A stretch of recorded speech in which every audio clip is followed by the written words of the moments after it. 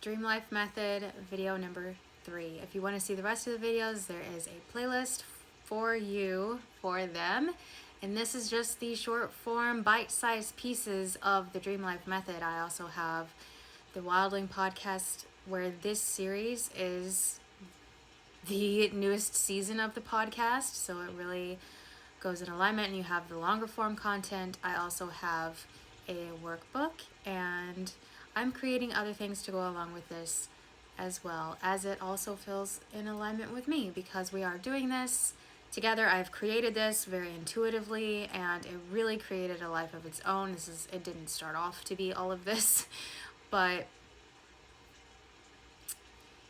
it's definitely how it was meant to unfold. So in this video, we're going to talk about why money is often first and not necessarily for the most obvious choice, because money itself isn't typically the dream. It's, for most of us anyway, especially people that haven't had the privilege of having a lot of money or were born with a lot of money, whatever the case may be, it can be really difficult to understand what it's like to not have it. Just like if you haven't had it, it can be difficult to know what it feels like to have an unlimited amount of funds. And it's not necessarily money itself that is the dream and the priority. It's because money reduces survival mode. It reduces stress. It opens up so much more potential for your life. It can solve a lot of problems for people that don't have it. So money itself might not be the dream. It's the freedom that money can create for people. It's the opportunity that it can create for people who don't have it. It can reduce stress. It can increase creativity because your focus on making the money has been freed up to spend that time, that energy, on your creativity, on things that you actually enjoy doing, whether it's creating something physically, it could be working on cars, it could be fashion and sewing, it could be art in all its different forms, creating music, it can be welding, it can be so many different things, especially when you are naturally a creative. But if your time and energy is spent mostly towards trying to make money, to be in survival mode, trying to get by, trying to pay the bills, that is stressful. That does not feel good to the nervous system. A lot of people don't want to live to work. That doesn't feel good for them. For some people it does. Can't relate, but to some people it does. And that's okay. But for others, money itself is not the goal. It is financial freedom, or what even bringing in some other aspects of money, other revenues, is creating better opportunity.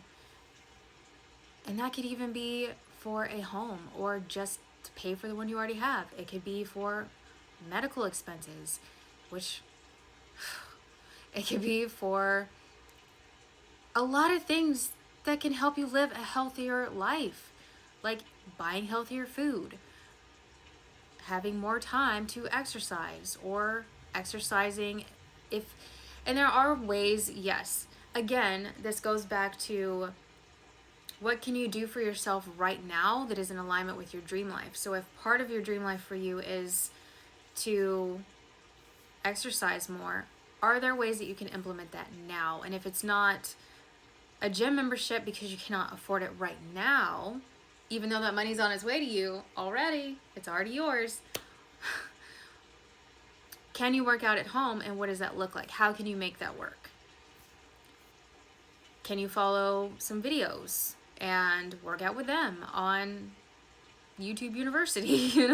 Like, there are ways that maybe you can try to make things work in a different way for now, but is also showing your body, like, my dream life is attainable, and we're so on our way there that you already really feel it, and you can feel it, and you're living it in a way that is getting there. And yeah, so that kind of took a turn. Not what I was going to say with all this. I hope it still made sense, but a lot of times money is the number one priority because of how much stress reduction can come from having money when you do not already have it. Again, that's not manifestation talk where we say it's already mine. Realistic talk is if it's not there, then that is going to be your priority. But again, don't forget about what does your dream life look like and how can you move in that way now? What is in support of that right now? And move very intentionally. And when it comes to trying to manifest money, witches know this, you want to try to do it in a way that is intentional, yes, but also in the way of harming none, because sometimes you can bite yourself in the ass on accident by not adding little things like that in there, because there have been people that have manifested some money, a little windfall, and they accidentally killed Aunt Bethany over it because they didn't like have that intention of not harming anybody. Other people aren't going to care. And maybe it was a coincidence. Maybe it was a coincidence. But some people don't want to take that risk. And I don't. Because it can also bite you in the ass in another way where you are trying to manifest money and you don't do it with the intention of not harming, and then your car breaks down. Gotta sell it, so technically you made some money. Oopsie. Oh shit is right. So be very mindful with this process as well, because you want it to come in a way that is with your best interest and not any harm coming out of it. You want as little oh shit moments as possible, because that's not going to feel good to the nervous system, and that is not going to help with future manifestations, because your body's going to be like, oh shit, remember that time what we did with Aunt Bethany? We cannot want that. We can't want that. You see what happened? You see what happened? No more of that. I don't want another car again, unless it's my dream car. But I don't want it that way, so let's not do that.